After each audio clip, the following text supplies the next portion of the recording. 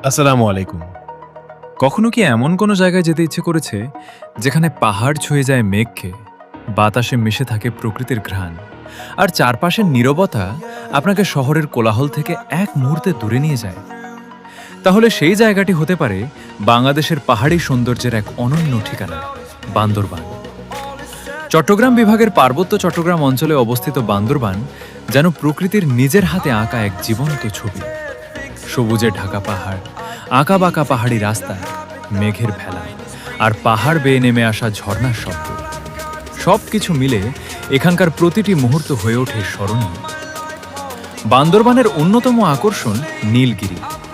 সমুদ্রপৃষ্ঠ থেকে অনেক উঁচুতে দাঁড়িয়ে যখন চারপাশের পাহাড় আর মেঘের দিকে তাকাবেন, তখন মনে হবে আপনি যেন মাটিতে নয়, মেঘের রাজ্যেই দাঁড়িয়ে আছেন।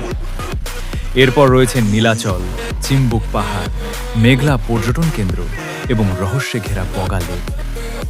বিশেষ করে পাহাড়ি পথ পেরিয়ে বগা লেকে পৌঁছানোর যাত্রাই যেন এক রোমাঞ্চকর অভিযান। তবে বান্দরবানের সৌন্দর্য শুধু পাহাড় আর ঝর্ণায় সীমাবদ্ধ নয়। এই অঞ্চলের পাহাড়ি জনগোষ্ঠীর বৈচিত্র্যময় সংস্কৃতি, ঐতিহ্য, পোশাক, খাবার ও জীবনযাপন বান্দরবানকে দিয়েছে আলাদা এক পরিচয়।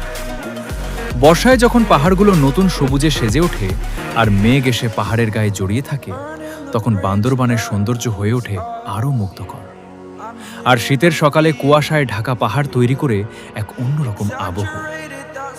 বান্দরবান শুধু একটি পর্যটন এলাকা নয়, এটি প্রকৃতিকে অনুভব করার একটি সুযোগ, পাহাড়ের নীরবতা শোনার একটি সুযোগ, আর নিজের ব্যস্ত জীবন থেকে কিছুটা সময় হারিয়ে যাওয়ার একটি সুযোগ।